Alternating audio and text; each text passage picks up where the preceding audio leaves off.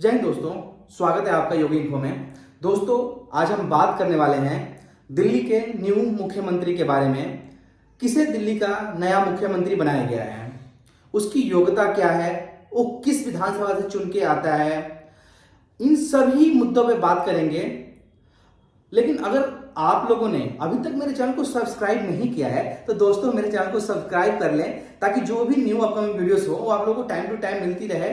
क्योंकि हम लोग बहुत रिसर्च करके बिल्कुल ऑथेंटिक इन्फॉर्मेशन आप लोगों के लिए लेके आते हैं।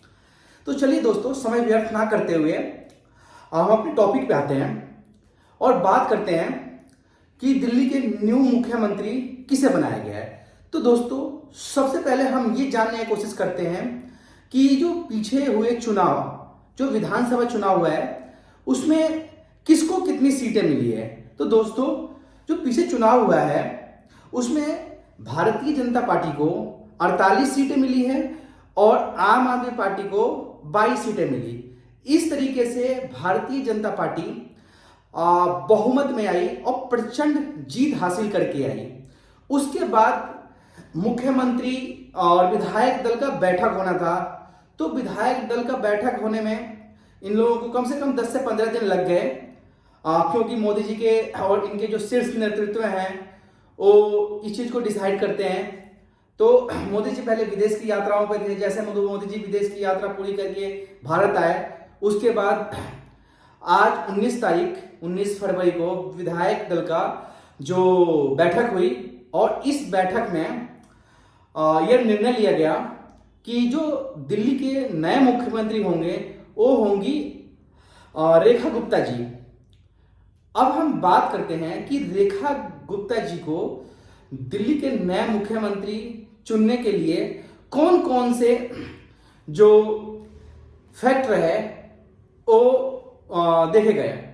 तो सबसे पहले कि भारतीय जनता पार्टी जो महिलाओं को है वो तवज्जो देती है, महिला सशक्तिकरण की बात करती है।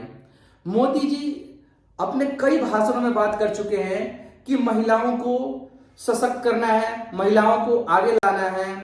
इसी को देखते हुए जो विधायक दल का बैठक हुआ, जिसमें पर्यवेक्षक भी आए थे, जैसे इसमें अमित शाह जी थे, रविशंकर प्रसाद जी थे और भी अन्य बड़े नेता थे, जिन्होंने सबसे विचार विमर्श करने के बाद रेखा गुप्ता जी को दिल्ली का नया मुख्यमंत्री चुना।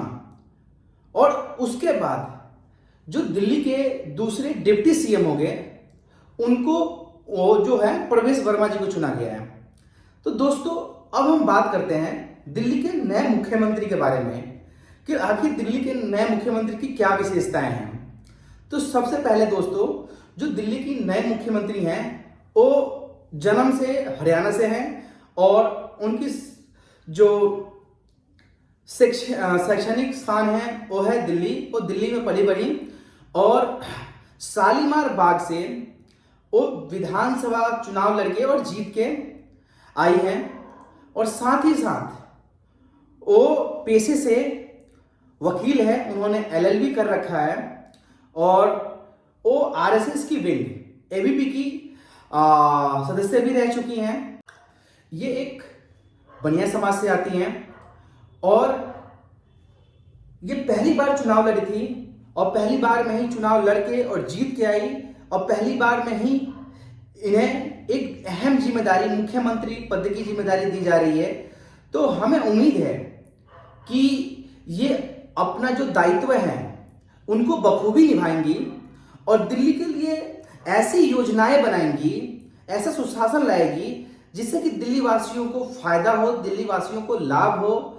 और दिल्ली वासी जो कि आम आदमी पार्टी की सरकार से ग्रसित है, उनकी योजनाओं से ग्रसित है, जो उनके फेक प्रोमिसेस थे उसे दुखी है, इस चीज को बीजेपी बदलेगी और जो बीजेपी ने वादे किए हैं उन वादों को पूरा करेगी।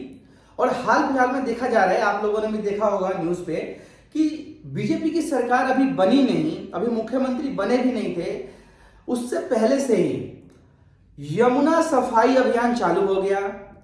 यमुना में सफाई करने के लिए कई मशीनों को उतार दिया गया, जो कि मशीनें पूरी क्षमता से काम कर रही हैं और काफी अच्छा पॉजिटिव अप्रोच दिख रहा है। और यमुना के घाट पे संध्या आरती का भी विशेष प्रबंध किया जा रहा है और आरती हो रहा है। तो दोस्तों, इस तरीके से महिला मुख्यमंत्री का मिलना बीजेपी से दिल्ली में एक बहुत ही गुड साइन दिख रहा है और लगता है कि अब दिल्ली की काया पलट होगी और दिल्ली की जनता के लिए कुछ ऐसी योजनाएं चलाई जाएंगी जिससे जनता का भला हो सके। दूसरी बात, जो दिल्ली के डिप्टी सीएम बनाए गए हैं प्रवेश वर्मा जी, उनके बारे में, वो नई दिल्ली सीट से जीत के आए हैं और उन्होंने 3 बार के मुख्यमंत्री और आम आदमी पार्टी के संयोजक अरविंद केजरीवाल जी को हरा के और ये सीट हासिल की है।